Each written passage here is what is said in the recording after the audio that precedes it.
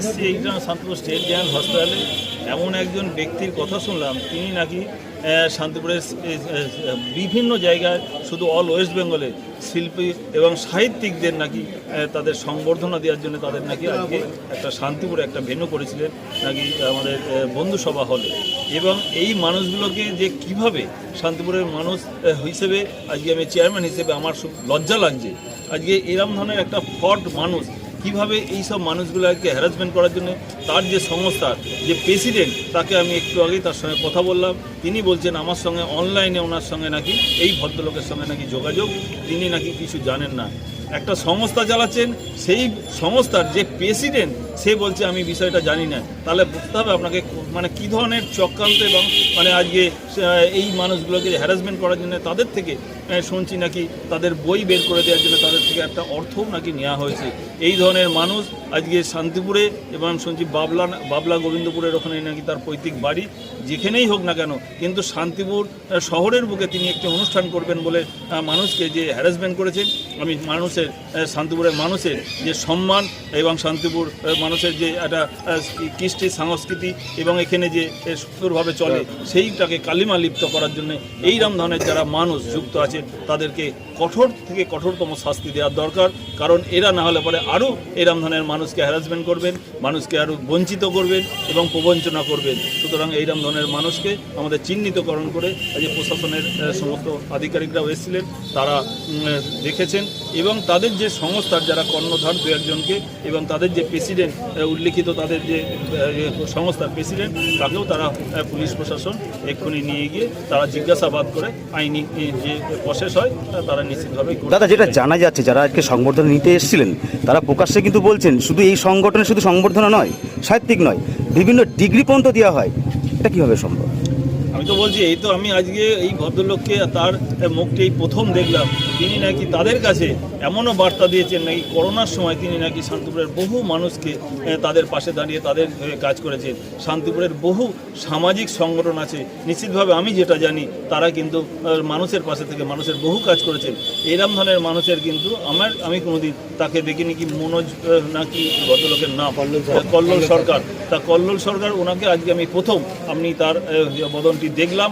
সুতরাং এরম ধরনের প্রবঞ্চক এবং ঠকবাজ মানুষের কঠিন শাস্তি হওয়ার প্রয়োজন আছে শান্তিপুরের স্বার্থে। আজকের এই প্রোগ্রামের ডিএম এসডিও নাকি আসার কথা ছিল, এমনও বলা হয়েছে তাদেরকে, অথচ তারা কেউ জানেনই না। বিষয়টা আমি অ্যাজ এ চেয়ারম্যান হিসেবে আজকে শহরের বুকে একটা অনুষ্ঠান হবে আমি নিজেই জানি না। এবং এটা যদি একটা কোনো সংস্থা প্রোগ্রাম করে প্রশাসনকে তারা একটা লিখিতভাবে রিমাইন্ডার দেয় যে আমরা অমুক জায়গায় একটা অনুষ্ঠান করব, একটা পৌরপতিকে একটা দেন, কিন্তু সেরকম ধরনের তারা কোনো লিখিত আবেদনও আমাদের কাছে জানাননি। আমরা জানিই না তো বিষয়টা এরকম ধরনের একটা ফ্রড, যেহেতু এটা তো টোটালটাই বোঝা যাচ্ছে এটা ফ্রড সংস্থা, আর সুতরাং তারা তো জানাবেন না। তারা সেই সব মানুষগুলোর কাছে তারা বড় বড় হাই লেভেলের মানুষ আসবেন, ডিএম এসপি আসবেন, এইসব বার্তা দিয়ে তাদেরকে অভিহিত করে যাতে এইখানে আনা যায়, তাদের থেকে অর্থটা সেখান থেকে আত্মসাৎ করা যায়, সেই জন্য তাদের এইরকম ধরনের মিথ্যে প্রতিশ্রুতি এবং মিথ্যে কথা যাকে বলছেন কল্লোল সরকার কি এখন অসুস্থ আমি জানি না। এক্ষুনি দেখলাম হসপিটালে তিনি আপাতত অ্যাডমিট রয়েছেন এবং সেটা ডাক্তারবাবু বলতে পারবেন কতটা সুস্থ কতটা অসুস্থ। হ্যাঁ, পুলিশ এই মুহূর্তে তাদের সংস্থার যিনি প্রেসিডেন্ট বলে উল্লিখিত আছে তাদের কাছে সেই প্রেসিডেন্টকে এবং তাদের আরও কয়েকজন কর্ণধার তাদেরকে পুলিশ প্রশাসন এক্ষুনি শান্তিপুর থানায় তাদেরকে নিয়ে গিয়ে জিজ্ঞাসাবাদের জন্য তাদেরকে নিয়ে গিয়েছে। চাইছেন কি তার মানে কি এরকম? অবশ্যই এরম ধরনের ফ্রড মানুষগুলো তাদের কঠিনতম শাস্তি হওয়ার দরকার। কারণ এরম ধরনের শান্তিপুরের সমস্ত কৃষ্টি সংস্কৃতি এবং শান্তিপুরের যে সার্বিক মানুষের যে সেটাকে যদি তিনি করতেন, সামাজিক সংগঠন হোক বহু মানুষ করেন, কিন্তু সেইটা না করে তিনি মানুষকে প্রবঞ্চনা করছেন, মানুষকে ঠকাচ্ছেন। সুতরাং এরম ঠকবাজের যেখানে স্থান হওয়ার দরকার সেখানেই স্থান হোক। আপনার নাম? আমার নাম সুব্রত ঘোষ, চেয়ারম্যান। মানে আপনাদের বাড়ি কোথায় ছিল? বাড়ি এখানে আচ্ছা, আর এই যে আজ মানুষজন এসছেন, এসে ঘুরে যাচ্ছেন, সবাই বলবেন তোমরা এরকম থাকতে না, মানুষগুলো তো ঘুরে যাচ্ছে, কোথায় থাকে? ছেলে আলাদা তাহলে ওর অন্য কোনো বন্ধু বান্ধব কেউ নেই? তাহলে এই যে এত মানুষের দায়িত্ব নিয়েছে, টাকা তুলেছে, টাকা নিয়েছে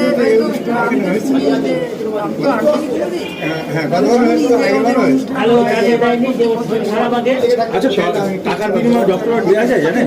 আমি জানি না তাহলে তুলেছে তো, অনেক টাকা তুলেছে শুনেছি।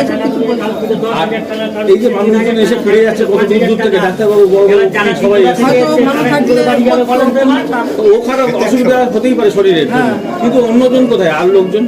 আর লোকজন আমি মানে মানে জানি না বাবা, আমাকে বলে লাভ আছে। এখন ধরুন যে ছেলে সুস্থ হোক, এটা তো আমরাও চাইছি, কিন্তু সুস্থ হওয়ার পরে মানুষগুলো তারা টাকা ফেরত পাবেন? সেটা ওর ব্যাপার। আপনারা তো মা বাবা, ছেলে কিছু করলে তার দায় থাকে না? মা বাবা হলে কি হবে, আমার তো সম্পূর্ণ ছেলে আমার কাছ থেকে আলাদা থাকে। আলাদা হোক মাসিমা, মানে মা বাবা মানেই তার দায়িত্ব থাকে, থেকেই আমি যায়। আমার বড় ছেলের কাছে থাকি, আমার দায়িত্ব হলে এই যেমন এখন অসুস্থতার সময় আপনি পাশে এসে দাঁড়িয়েছেন, কেন মা বলেই তো? মা বলে এখন কেউ তাহলে তো বাড়ির কেউ জানে না, না তাহলে সেটা করে নেবো। আমি কি ওই ড্রাইভার নিতে পারবো? তাহলে কি হবে মানুষগুলো? আমি তো আরেকজনের আল্লাহ পয়সা তাহলে মানুষগুলো তো মানে এসে ঘুরে যাবেন। এই যে এত এই যে 600 মানুষ, দিবে হয়তো। এই যে 600 মানুষ আজকে এই যে এসে ঘুরে যাচ্ছেন, কেন একজন মানুষ অসুস্থ বলে প্রোগ্রাম ক্যান্সেল হয়ে যাবে? আরে বাবা, আমি তো ওটা বলতে পারবো না, আমাকে বলে তো ফালতু। তার মানে একা একাই কি আপনার ছেলে এটা অ্যারেঞ্জ করতো, আর কেউ জানতো না? আর এখন কে জানতো না? শান্তিপুরের ওদের দলের গ্রুপের সব জানে। না, গ্রুপ তো সব বিভিন্ন। এটা আমার তো আমি বলতে পারবো। আচ্ছা, আপনি কি খবর পেয়ে এসেছেন? হ্যাঁ? আপনি খবর পেয়ে হাসপাতালে এসেছেন? আমার এই বড় ছেলে বললো যে এরকম অসুস্থ, হসপিটালে ভর্তি। বড় ছেলে কই আসেনি? বড় ছেলে ওর বাড়ি। হ্যাঁ, বড় ছেলে আপনাদের বাড়ি কোথায়? আমাদের বাড়ি তলায়। আর ছেলে কি করে, পেশায় কাজ করে কি? পেশায় ওই লিখালিখি করতো। এতেই চলে যাবে, সংসার চলে? আর ওদের নাতি কি আসে না আসে আমি তো বলতে পারবো না। ছেলের বউ আছে তো? হ্যাঁ, আর নাতি নাতনি? নাতনি দুটো নাতনি সব। আচ্ছা, তাহলে এই লেখালেখি করে এইভাবেই চলে, এখন জানি না, অন্য কোনো পেশা নেই? আর এখন আমি বলতে পারবো না। আচ্ছা, আপনার নাম? ছেলের কোন পেশা আছে ছেলে জানবেন না? না আমি বলছি তো, আমি ছেলের কাছে থাকি তো। আচ্ছা, তাহলে এখন আসলেন তো, সেটাই বলছি। যে আসলে হবে, কেন মা হয়ে আসতে হয়, স্বাভাবিক, এটাই তো এটা স্বাভাবিক। তো স্বাভাবিক। আমাদের যিনি সম্পাদক উনি অসুস্থ হয়ে গেছেন, কিন্তু এতদিন কি ধরে নাম, আমার সম্পাদকের নাম কি? কল্লোল সরকার, সম্পাদকের নাম কোথায় কল্লোল বাড়ি সরকার। ওনার বাড়ি শান্তিপুর বন্ধুসভা হলে আজকে যে প্রোগ্রামটা হওয়ার কথা ছিল, সেই প্রোগ্রামটাতে আমি আর কি ওখানকার সহ সম্পাদিকা পদে ছিলাম। তো আমাদের সভাপতি এসছেন, আমাদের আরও যারা কমিটির লোক তারা এসছেন, কিন্তু সমস্ত দায়িত্বটা উনিই নিতেন। টাকা পয়সার ভার, ডক্টরেট দেওয়া, বই দেওয়া, সব দেওয়া যায় পয়সা? হ্যাঁ, এরকমই আর কি হয়েছে। কত টাকা লাগে মোটামুটি? না, আমি টাকার অ্যামাউন্টটা দাদা ঠিকঠাক বলতে পারবো না, কিন্তু উনি এটা সভাপতির কাছ থেকে না শুনেই করেছিলেন এবং কোর্টের থেকে অনেকে পেয়েওছে ডক্টরেট। তো আজকে সেই প্রোগ্রাম, আমাদের ত্রিবার্ষিক আজকে প্রোগ্রাম হওয়ার কথা ছিল, উনি আমাদের বলেন আজকে প্রোগ্রাম হবে। অনেকে আমি স্ক্রিপ্টও রেডি করেছিলাম। তারপর আপনার যারা যারা সম্মাননা পাবে, যারা একক সংকলন পাবে, তাদের বইয়ের লিস্ট দেওয়া হয়েছে। সেইভাবে আমরা আজকে এসেছি, কিন্তু এসে দেখি আজকে সেই হলটা বুক হয়নি। আর সব থেকে বড় কথা হলো উনি অসুস্থ। কতজন এসেছেন ওখানে? এখানে প্রায় 70 জন আছেন, আমাদের লজে 70 জন আছেন। আর এখন আমরা কমিটির তরফ থেকে ভীষণ বিভ্রান্ত, কারণ সমস্ত দায়ভার তো আমাদের নিতে হচ্ছে। আমরা উনি কিভাবে অসুস্থ সামলাবো? হতেই পারেন, তাহলে অন্য কোনো সেটাই তো, উনি অসুস্থ হতেই পারেন, কিন্তু উনি মেমেন্টো বই কোথায় রেখেছেন সেটা ওনার থেকে আমরা জানার চেষ্টা করছি, কিন্তু উনি বলছেন না। কি মনে হচ্ছে যে অসুস্থতাটা, এটা কি মানে কৃত্রিমভাবে করা? না না, এবার দেখুন ডাক্তার অবজারভেশনে আছে, আমি যেটা ডাক্তারের দিক থেকে দেখলাম, যেহেতু ওনাকে রেফার করেছে, ওনার পালস রেট 146, সেহেতু ওনার হাতে একটা সমস্যা দেখা যাচ্ছে, অ্যালার্জিটিক একটা ব্যাপার আছে, যার জন্য শ্বাসকষ্টটা হয়। অন্যান্য যারা আপনাদের এই স্থানীয় যারা মেম্বার আছে তারা জানে না ব্যাপারটা? না না, স্থানীয় মেম্বাররা যারা রয়েছে, আপনারা তো বহু জায়গাতে অনেক দূর থেকে হ্যাঁ আমরা অনেক দূর থেকে স্থানীয় এসেছি। শান্তিপুরের মেম্বারও তো আরো আছে না? হ্যাঁ, শান্তিপুরের মেম্বার কবি সাহিত্যিক তেমন দেখছি না, তবে স্থানীয় লোক যারা এখানে হসপিটালে আছেন তারা তো উনি বলছেন ওনাকে চেনেন। কত টাকা করে দেওয়া হয়েছে মোটামুটি একজন? আপনি কত দিয়েছেন? আমি দেখেন কমিটির লোক, আমি তো সেইভাবে কিছু, আমি গ্রুপে থাকি, আমি সেইভাবে কিছুই দিইনি। তবে আজকে প্রোগ্রাম হলে হয়তো দিতাম। একটা প্রোগ্রামে কত টাকা খরচা হয় মোটামুটি? একটা প্রোগ্রামে ধরেন আমাদের প্রায় 1 লাখ টাকার উপরে খরচা হয়। এই টাকাটা কোথা থেকে ঠিক উঠে আছে, আসে? এইটা আমাদের ধরেন কিছুটা আমাদের সম্পাদক দেন, আর কিছুটা এই যে লোকজন যারা বই প্রকাশ করে, বিভিন্ন সম্মাননা নেয়, সেখান থেকেই আর কি দেয়া হয়। তাহলে এখন কি চাইছেন, মূলত আপনারা চাইছেন? এখন অ্যাকচুয়ালি চাইছি উনি সুস্থ হোক, ঠিক আছে, সুস্থতা তো অবশ্যই কামনা করি। পুলিশ প্রশাসনে খবর দেওয়া হয়েছে নিশ্চয়ই? হ্যাঁ, শুনছি অনেকে দিয়েছেন পুলিশ প্রশাসনের খবর। ওনার সুস্থতা অবশ্যই কামনা করি। আর যেহেতু এতগুলো মানুষ বিভ্রান্ত হচ্ছে। আপনি কোথা থেকে এসেছেন? আমি এসেছি চাকদা বিষ্ণুপুর থেকে। আপনি কি করেন পেশায়? আমি হাউস ওয়াইফ, কিন্তু আমি আবৃত্তি শেখা এবং টিউশন করি। আচ্ছা, সেই সূত্রে এইখানে যোগাযোগ। হ্যাঁ, হ্যাঁ, সেই কতদিন ধরে গ্রুপে রয়েছে? এই আপনার 3 বছর। কি নাম গ্রুপে? নবজাগরণ সাহিত্য এটা পরিবার virtual? ফাউন্ডেশন। হ্যাঁ, ফাউন্ডেশন হয়ে গেছে। গ্রুপের ভার্চুয়াল তো? হ্যাঁ, হ্যাঁ, কি নাম বললেন? নবজাগরণ সাহিত্য পরিবার ফাউন্ডেশন। আপনার নাম? কি কারণে আপনাদের আশা ছিল? এখানে আমাদের ইনভাইট করেছিল আমাদের সম্মাননা দেবে এবং একক বই দেবে বলে। আচ্ছা, মানে এটা কি প্রত্যেক বছর করে থাকে কোনো অনুষ্ঠান? শুনেছি প্রত্যেক বছর করে, কিন্তু মাঝখানে এই করোনার জন্য বা যাই হোক যে কোনো কারণে 2-3টে অনুষ্ঠান করতে করেননি। এই বছর আমাদের সম্মাননা দেওয়ার জন্য সেইভাবে সবাইকে ইনভাইট করেছে।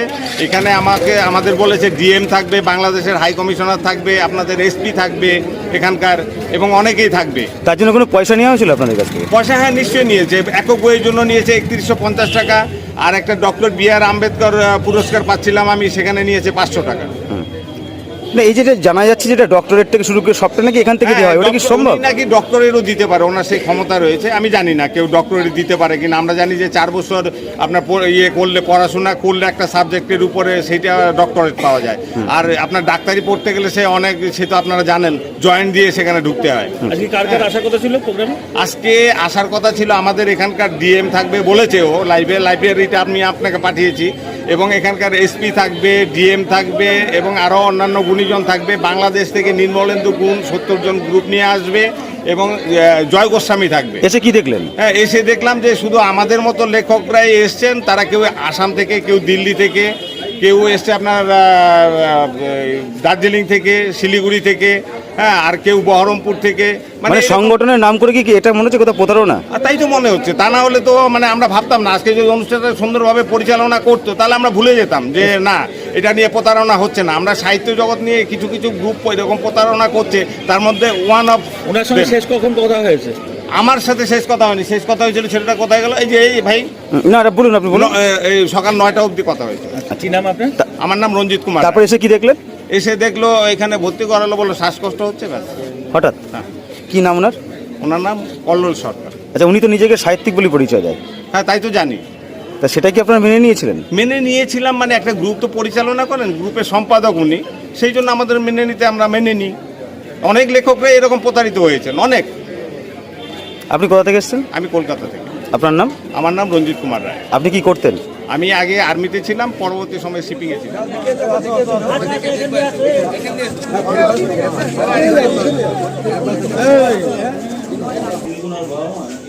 না উনি না, আমার ওদিকে আছে, ছিল ওখানে।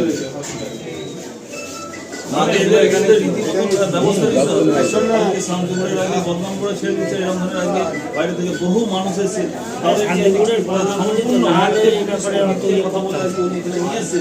আজকে উনি নাকি তাদের সাহিত্যিক সম্মান নেবে, আজকে নাকি করা যে কেউ জানে না। এবার ওনার তো আজকে আমি প্রথম ওনার বলনটা দেখলাম, উনি এই ধরনের মানুষ সামাজিক কাজ করে থাকে। টাকা তুলে এত বড় চেয়ারম্যান হয় 5,000, 10,000, 3,000 যার থেকে আমার পেরেছে সবাই থেকে। ওরা তো সবাই বলছে। আমি বলে যাচ্ছি কেন, আমি ওসির সঙ্গে কথা বলছি, কারণ যাতে ওনাকে রীতিমতন কঠোর শাস্তি হোক, এটা আমি, কারণ ব্যাপার হলো এরকম ধরনের মানুষ আমরা শান্তিপুরের টোটাল কৃষ্টি সংস্কৃতি আজকে সম্পূর্ণ আজকে মানুষের কাছে একটা খারাপ বার্তা পৌঁছে দেবেন এনাদের মতন মানুষ। আজকে এটাকে কোনো মতেই মেনে নেওয়া যাবে। আমার কথা বলছি, এরকম অনেকের থেকেই নিয়েছে। আর আপনার একটা মানে ডক্টর B.R. আম্বেদকর পুরস্কার 500 টাকা। তো এরকম অনেকের থেকে অনেক কিছু করেছেন, নিয়েছেন। মানে 70টা বোধহয় 70 জন কবি বোধহয় 76টা আজকে একক বই বেরোবে। 76টা একক বই 12 হওয়া মানে মিনিমাম হয়তো 3150 টাকা করে। তারপর আপনার যেটা আরও রয়েছে সেটা হচ্ছে এই সম্মাননাগুলো, যেগুলো 500 টাকা 300 টাকা এইসব রয়েছে, সেগুলো রয়েছে। তারপর আপনার আরও রয়েছে যেটা হচ্ছে আপনার এইরকমভাবে এইটাকে লাইভে এসে কথা বলেছে যে আজকে আপনার অনেক লোকজন আসবে, আমরা তো সবাই আমন্ত্রিত, প্রায় 600 লোক আমন্ত্রিত। সেখানে লোকগুলোকে এনেছে, না কোনো স্টেজ বানিয়েছে না কিছু বানিয়েছে। সেখানে বাংলাদেশ থেকে বলেছে 70 জন লোক আসবে, বাংলাদেশ হাই কমিশনার আসবে, আপনার এখানকার ডিএম থাকবে, এবং এখানকার এসপি থাকবে, আর কবিরা তো থাকবেই। টোটাল 600 লোকের প্রোগ্রাম। তো এইভাবে সাহিত্য নিয়ে প্রতারণা করছেন। অনেকবার অনুষ্ঠান করবে বলে করেননি, তারপর আমরা অনেক চেঁচামেচি করতে তারপরে লাইভে এসে বললো যে আমি দেখছি চেষ্টা করছি যত তাড়াতাড়ি সম্ভব করতে পারি। আমাদের লাইভে এসে এরকম বলেছে আপনাদের বই সব রেডি আছে, আপনারা কিন্তু বড় ব্যাগ নিয়ে আসবেন, তা নাহলে কিন্তু অতগুলো করে বই নেবেন কী করে। ঠিক আছে, তো এত কিছু কথার পরে আজকে 9টা অবধি উনি সুস্থ ছিলেন ওখানে, 9টার পর থেকে অসুস্থ হয়ে পড়েন। অসুস্থ যে কোনো মানুষ হতে পারে, কিন্তু ঘটনা হচ্ছে আপনি যখন রয়েছেন আপনার অধস্তন ঊর্ধ্বস্তন কেউ তো আছে, তাদের তো জানা উচিত যে কোথায় কি রেখেছে, কোথায় কি মেমেন্টো আছে, কোথায় বই আছে, তাহলে সেইভাবে অনুষ্ঠানটা এরাই পরিচালনা করে নিতে পারত। একদমই ফ্রড, তা নাহলে কোনো কিছু নেই। আজকে একটা অনুষ্ঠান করতে গেলে স্যার আপনি 10 দিন আগে অনুষ্ঠান করছেন, সেখানে তো ন্যূনতম একটা স্টেজ তো থাকবে। হ্যাঁ, প্রথমে আমাদের বলেছিল বন্ধু সভা হলে হবে, তারপরে সেখানে গেলাম, সেখানে বলছে না আমাদের এখানে না গোধূলিতে যান।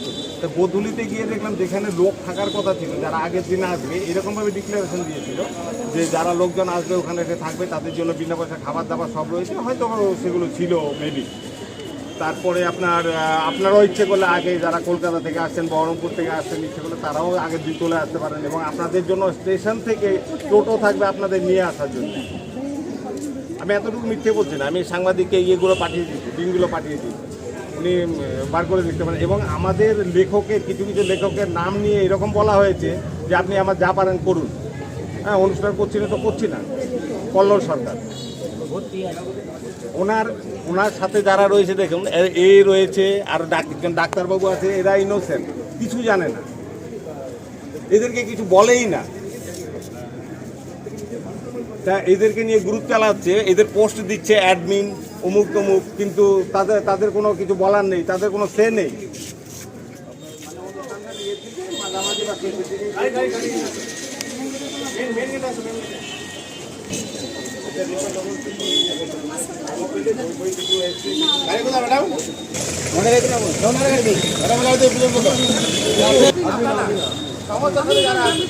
আচ্ছা ঠিক আছে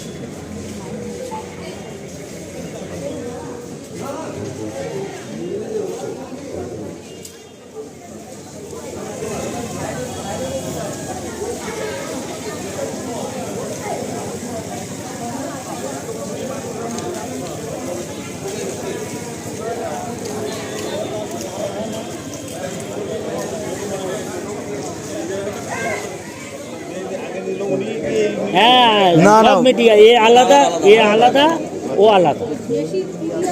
সবাই আসবে, সবাই। হ্যাঁ, তারপর এসপি আসবে। হ্যাঁ, আর একটু বলা বাকি নেই।